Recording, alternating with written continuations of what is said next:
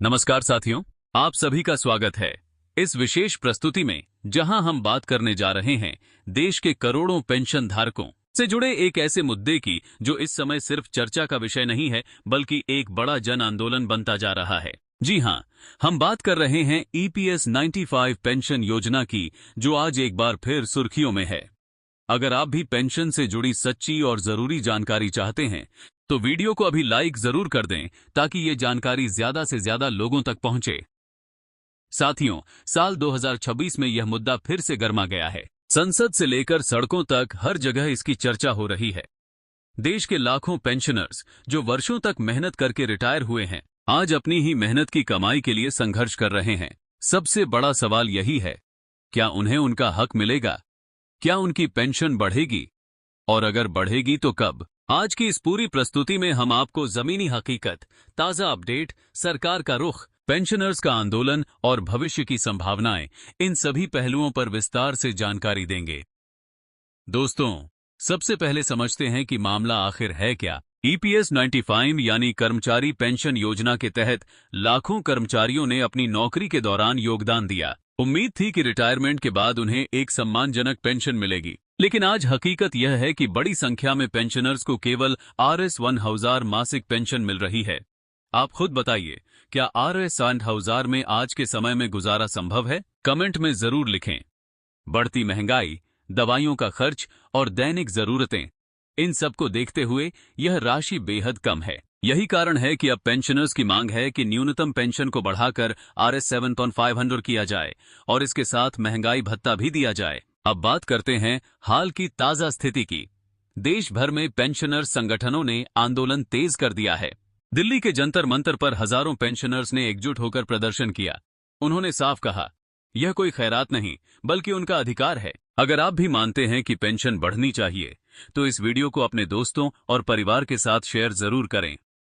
साथियों, यह मुद्दा अब संसद तक पहुंच चुका है। कई सांसदों ने सरकार से सवाल किया है। सरकार का कहना है कि इस विषय पर विचार किया जा रहा है, लेकिन अभी तक कोई अंतिम निर्णय नहीं लिया गया है। सरकार का एक तर्क यह भी है कि ईपीएस फंड की आर्थिक स्थिति को देखते हुए अचानक इतनी बड़ी वृद्धि करना आसान नहीं है। लेकिन दूसरी तरफ पेंशनर्स सवाल उठा रहे हैं, जब बड़े कर्ज माफ हो सकते हैं तो पेंशनर्स के लिए फंड की कमी क्यों? अब बात करते हैं 30 अप्रैल की। काफी चर्चा है कि इस दिन कोई बड़ा फैसला हो सकता है, लेकिन अभी तक कोई आधिकारिक घोषणा नहीं हुई है। इसलिए दोस्तों, किसी भी अफवाह पर भरोसा करने से बचें और सही जानकारी के लिए जुड़े रहें। अब सवाल है, आगे क्या हो सकता है? विशेषज्ञों का मानना है कि बढ़ते दबाव को देखते हुए सरकार कोई फैसला ले सकती है। यह फैसला RS 7500 पेंशन का हो सकता है या फिर चरणबद्ध वृद्धि भी हो सकती है। साथियों, यह केवल आर्थिक मुद्दा नहीं है, यह सम्मान का मुद्दा है। यह उन लोगों की लड़ाई है जिन्होंने अपनी पूरी जिंदगी देश के लिए काम किया। अब देखना यह है कि सरकार इस दबाव को कैसे संभालती है और कब कोई ठोस निर्णय लेती है, जो लाखों पेंशनर्स के लिए बेहद महत्वपूर्ण है। दोस्तों, हाल ही में इस मुद्दे को लेकर माहौल काफी गरमाया हुआ है।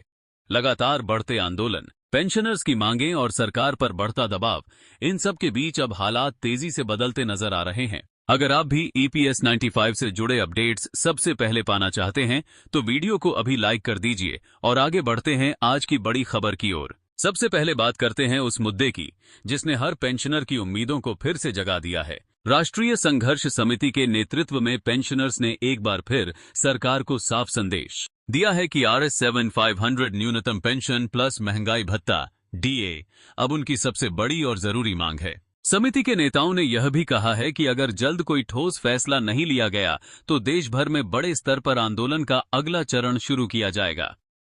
दोस्तों, जरा सोचिए, आज के समय में RS 1000 की पेंशन से क्या किसी का गुजारा हो सकता है? महंगाई इतनी बढ़ चुकी है कि दवाइयों और रोजमर्रा के खर्च पूरे करना भी मुश्किल हो गया है। अब बात करते हैं सरकार के अंदर चल रही हलचल की। सूत्रों के श्रम मंत्रालय इस मुद्दे पर एक हाई लेवल मीटिंग कर रहा है जिसमें पेंशन बढ़ाने के विभिन्न विकल्पों पर गंभीर चर्चा हो रही है। साथ ही EPFO की तरफ से भी एक बड़ा बदलाव प्रस्तावित है। रिपोर्ट्स के मुताबिक पेंशन कैलकुलेशन के लिए सैलरी सीलिंग बढ़ाने का प्रस्ताव तैयार किया गया है, जिससे भविष्य में रिटायर होने वाले कर्मचारियों को ज्यादा पेंशन मिल सकती है। अगर यह लागू होता है तो करोड़ों कर्मचारियों को इसका सीधा फायदा मिलेगा। लेकिन दोस्तों, एक बात साफ है, वर्तमान पेंशनर्स के लिए सबसे बड़ी जरूरत अभी भी न्यूनतम पेंशन में तत्काल बढ़ोतरी है। अगर आप चाहते हैं कि ऐसी हर सच्ची और तेज अपडेट आपको मिलती रहे तो वीडियो को शेयर जरूर करें ताकि ज्यादा से ज्यादा लोगों तक यह जानकारी पहुंचे। अंत में हम यही कहेंगे कि आने वाले कुछ दिन इस मुद्दे पर बहुत अहम साबित हो सकते हैं।